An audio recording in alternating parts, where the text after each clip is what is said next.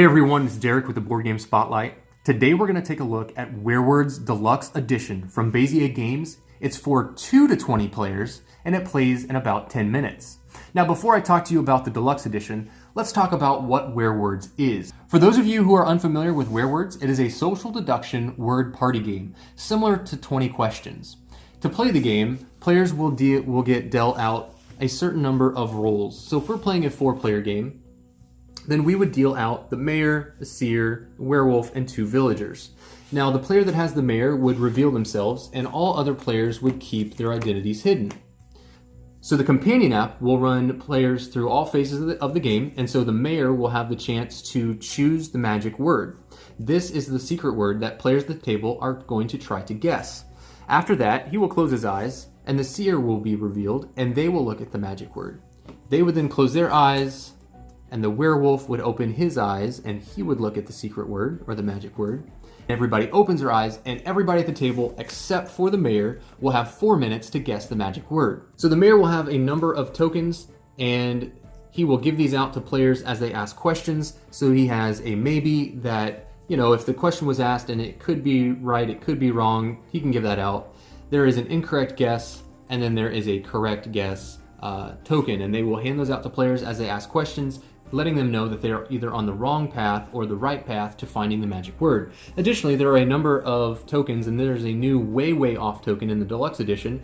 These tokens are much larger than the original Werewords as well. So he can give this out to a player who is just completely off base with their question. There is a so close token, so if a player asks a question that is so close to being the correct answer, he can hand that out. And again, if any player correctly guesses the magic word, then he hands that out. So then the mayor would select correct guess and they would go into the end of the game. If players correctly guess the magic word, then the werewolf will reveal itself and it will have an opportunity to try to find at the table who they think the seer is. If the werewolf correctly guesses the seer, then the werewolf wins. If he does not, then the village team wins. However, if the village team does not correctly guess the magic word, they will have an opportunity to discuss who they think at the table is the werewolf. If the village team correctly guesses the werewolf, they will win. If they do not, then the werewolf wins. So players are given 4 minutes to go through this entire process of asking questions and finding the magic word, and then based on their success or failure, they'll go into trying to find the seer or the werewolf. And that's how Werewords is played. Now, what exactly does Werewords Deluxe Edition add into Werewords as a game? There are quite a few significant additions. They have now scaled the game from 2 to 20 players. So now you can play with an insanely large group of players, and for those of you who have played large party games, you'll understand the significance of being able to scale to 20 players. It is chaotic, it is frenzied, and it is an absolute blast to play with 10 or more players. Additionally, they have included all new art on all of the cards, and they've included female villager tokens, and then they've included new roles. So let's talk about the new roles that Werewords Deluxe adds into the game. There is a fortune teller card. Now this card functions like the seer, except for the fact that the fortune teller only knows the first letter of each of the words. The Apprentice.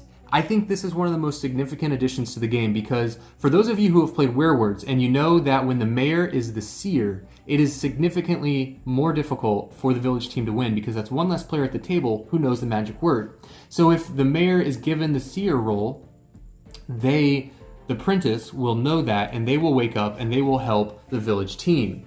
The Beholder. The Beholder knows the Apprentice, the seer, or the fortune teller, depending on who you have at the table. The Beholder knows that. So when the werewolf team goes into guessing the seer, the Beholder can hopefully divert attention from them and save the team. And we have 2 Masons. The Masons know each other at the table, and they're on the village team, so this means that they can trust each other, and they can trust the guesses that they're making, and it means that they do not have to worry about either of them being the werewolf. And then we have the Thing that goes bump in the night. When the Thing wakes up, he taps on the shoulder of its nearest neighbor, signifying to that player that the Thing is sitting next to them, and that if it's a village player, they know that the werewolf is not next to them and they can trust them. However, if the Thing taps on the shoulder of the werewolf, then the werewolf knows there's one less player they need to worry about when finding the seer if that were to happen.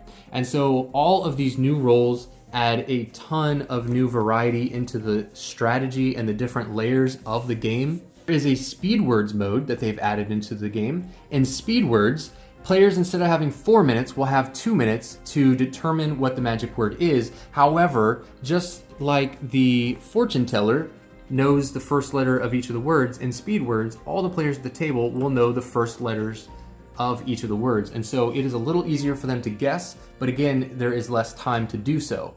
One of the other significant additions into Werewords Deluxe is the inclusion of the two-player variant mode. So I'll go ahead and talk to you about that, and then we'll wrap it up. So let's talk about Werewords Deluxe Edition 2-player mode. In this mode, players will play with the mayor, a seer fortune teller, the werewolf, and a villager. In the app, you're going to tell the app that you're playing with the werewolf and the seer or fortune teller. This is going to tell the app that you're playing with certain in-game conditions and that you're playing the 2-player variant. In this game, you're going to give the mayor to another player like you normally would, but you're going to set off one of the token or rolls off to the side. So each player will have a roll and there'll be one off to the side that's unused. You're going to answer questions just like you normally would until either the magic word is correctly guessed or until time or tokens run out.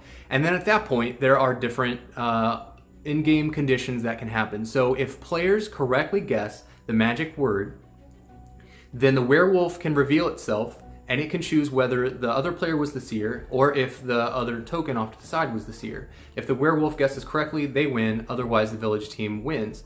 However, if neither player are the werewolf, then both players would immediately win the game. If players do not guess the magic word correctly, then they can enter into the discussion period of who they think the werewolf is. Now, if the werewolf is a player and they're pointed at during the vote phase, they lose. If both players vote for the other token that's outside the game and it's the werewolf, then both players win.